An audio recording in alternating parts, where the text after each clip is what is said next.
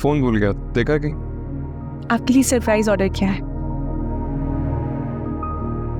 कभी कभी मुझे मुकम्मल पागल मालूम होती। जाहिर है अब तो मैं आपको पागल ही लगूंगी।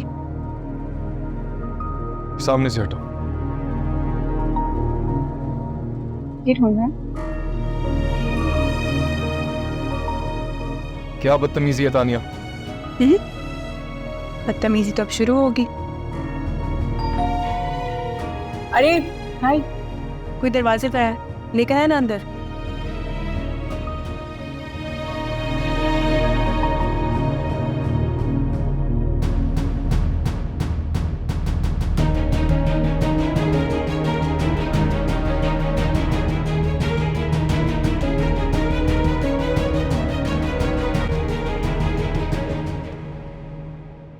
क्या हुआ? मुझे देख के हैरान हो रही हो? इसको लगा कि मैं घर पे नहीं होंगी, या फिर डू यू नो कि वी आर मैरिड नाउ, या तुम्हें फर्क ही नहीं पड़ता? तानिया प्लीज मेरी ना अभी जाइए, मैं बाद में बात करता हूँ। कि तो मेरी मेहमान है आज। लेकिन आप आज आई क्यों? जैन, आपने मुझे खुद ही तो मैसेज करके बुलाया है। मैंने तो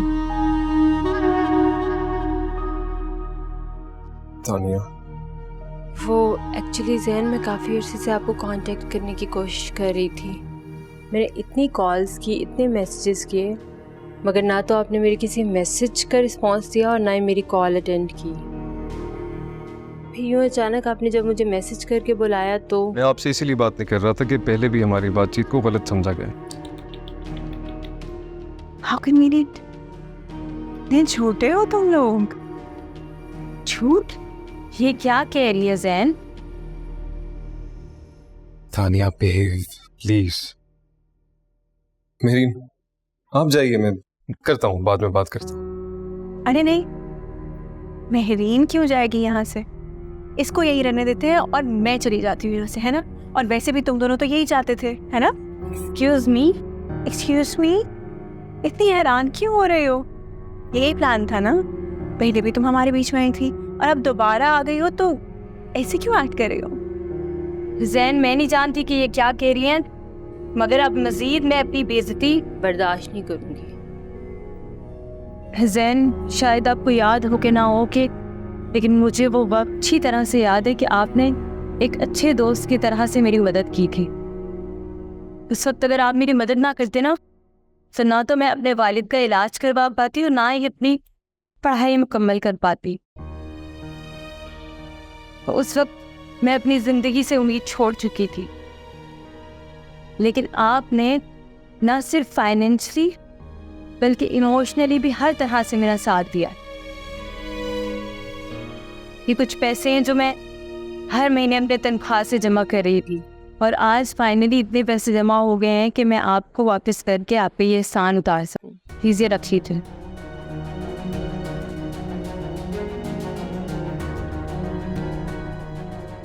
लीजिए, रख लीजिए। अब मुझे इजाज़त दे, मैं चलती हूँ।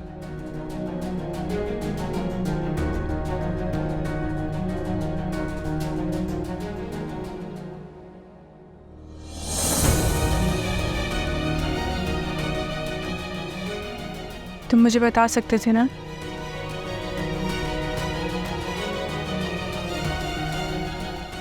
मैंने बताया था, याद करो तानिया, मैंने बताया था। मैंने कहा था कि मेरे कहे अल्फाज पर मत जाओ, मेरे जज्बात पर जाओ, लेकिन तुम नहीं समझे। तुम मेरे कहे अल्फाज नहीं समझी तो अनकही बातें कैसे समझते? मुझे लगा था कि मैं कहूंगा कि इस बात को यहीं छोड़ दो तो तुम छोड़ दोगी, लेकिन तुम मैं नहीं छोड़। हालात भी तो ऐसे थे ना। ऊपर से ये तो मैं कॉल्स पे कॉल्स कर रही थी, मैसेजेस पे मैसेजेस किए जा रही थी, और तुम इसे छुप छुप के मिल रहे थे। तुम मुझे बताओ मैं क्या समझती? और वो नासिर, नहीं, मुझे बाकी ये लगा था कि तुम उसके साथ जाने का इरादा कर रही हो।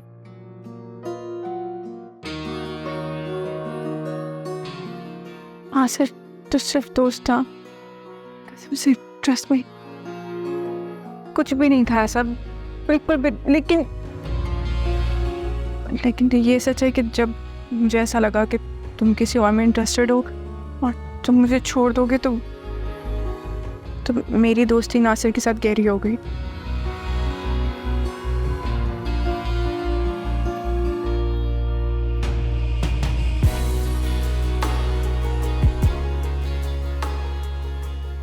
शायद हालात हम दोनों के लिए ठीक नहीं थे।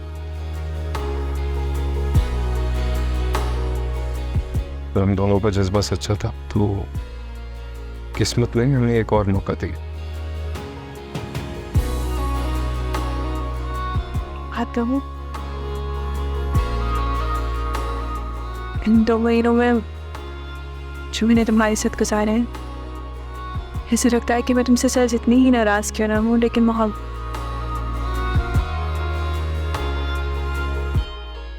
अजीब बात है, हम नाराजगी का इजहार तो आराम से कर लेते हैं, लड़ लेते हैं, झगड़ लेते हैं, लेकिन जब बात मोहब्बत की आती है तो खामोश हो जाते हैं। शायद मोहब्बत को अल्फाज की ज़रूरत नहीं। ज़रूरत है, मुझे भी ये लगता था कि अल्फाज की ज़रूरत नहीं है। मुझे लगता था मेरे बिन कहे तुम समझ जाओगी कि तुम्हारी जगह कोई नहीं ले सकता, कोई भी नहीं। वो मेरी दोस्त थी और रहेगी, लेकिन क्या तुम भी तो नासिर से मेरी दोस्ती नहीं समझे ना?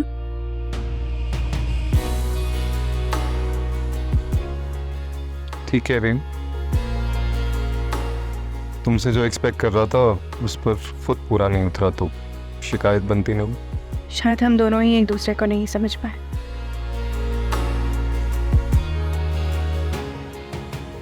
मुझे तुम्हें रोक लेना चाहिए था, तुम जा रही थी, तुम्हारा हाथ थाम लेना चाहिए था, तुम्हें रोक लेना चाहिए था। और अगर मैं आज जा रही होती तो क्या? तो तुम रोकते मुझे? ओ,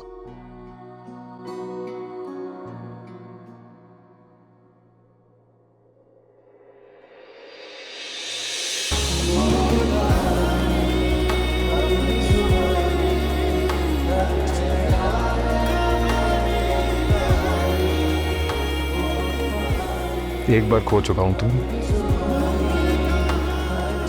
दोबारा नहीं खो सकता।